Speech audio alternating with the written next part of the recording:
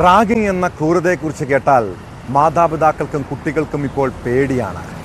റാഗിങ്ങിൻ്റെ ഇരകളായി എല്ലാം തകർന്നു പോയ കുഞ്ഞുങ്ങൾ, സ്വപ്നവും പ്രതീക്ഷയും നശിച്ചവർ, ഇനിയും സാധാരണ ജീവിതത്തിലേക്ക് മടങ്ങാത്തവർ, ഇങ്ങനെ ഒട്ടേറെ ഇരകൾ നമുക്ക് ചുറ്റുമുണ്ട്.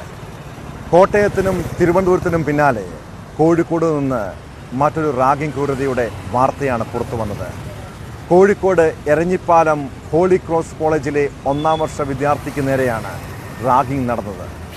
കൂളിംഗ് ഗ്ലാസ് ധരിച്ചെത്തിയെന്ന് പറഞ്ഞായിരുന്നു ക്രൂരമർദ്ദനം. കേസിൽ കണ്ടാലറിയാവുന്ന 6 വിദ്യാർത്ഥികൾക്കെതിരെ പോലീസ് കേസെടുത്തു. അതിനിടെ തിരുവനന്തപുരം കാര്യവട്ടം ഗവൺമെൻറ് കോളേജിലെ റാഗിങ്ങിൽ പുതിയ FIR പോലീസ് രജിസ്റ്റർ ചെയ്തിട്ടുണ്ട്.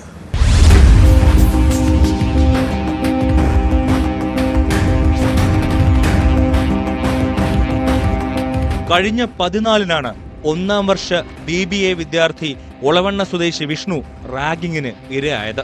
3ാം വർഷ വിദ്യാർത്ഥികളായ മുഹമ്മദ് സിനാൻ, ഗൗതം എന്നിവർക്കൊപ്പം മറ്റ് 4 വിദ്യാർത്ഥികൾ കൂടി ചേർന്നാണ് മർദ്ദിച്ചത്. വിദ്യാർത്ഥിയുടെ തലയ്ക്കും കാലിനും പരുക്കേറ്റിട്ടുണ്ട്.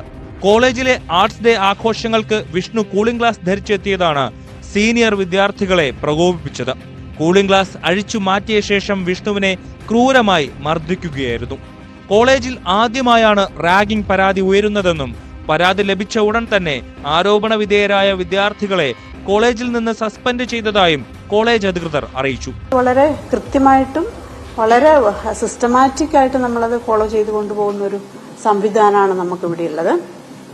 പിന്നെ ഇപ്പം ഈ കോളേജ് ഡേ അനുബന്ധമായിട്ട് ചെറിയൊരു ഒരു കുട്ടി കൂളിംഗ് ഗ്ലാസ് വെച്ചു ജൂനിയർ. അതിന്റെ പേരിലാണ് ചെറിയൊരു അവർ തമ്മിലൊരു വാക്ക് തർക്കവും ഒരു ഒക്കെ ഉണ്ടായത്.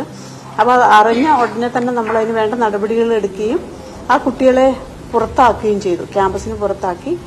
പിന്നെ വീണ്ടും ചെറിയ പ്രശ്നം ഉണ്ടാവുമെന്ന് തോന്നിയപ്പോൾ തന്നെ നമ്മൾ പോലീസിൽ വിളിച്ചറിയിക്കുകയും പോലീസ് ഇമ്മീഡിയറ്റ്ലി ക്യാമ്പസിൽ വരികയും ചെയ്തു.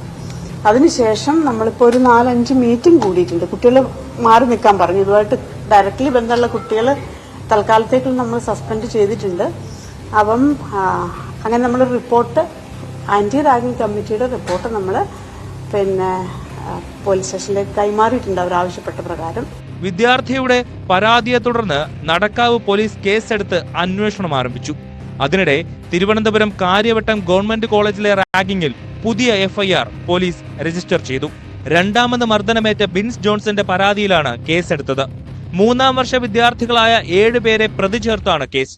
7 പേരെയും നേരത്തെ കോളേജിൽ നിന്ന് സസ്പെൻഡ് ചെയ്തിരുന്നു. പ്രിൻസിപ്പൽ നൽകിയ റിപ്പോർട്ടിന്റെ കൂടി അടിസ്ഥാനത്തിലാണ് പോലീസ് നടപടി.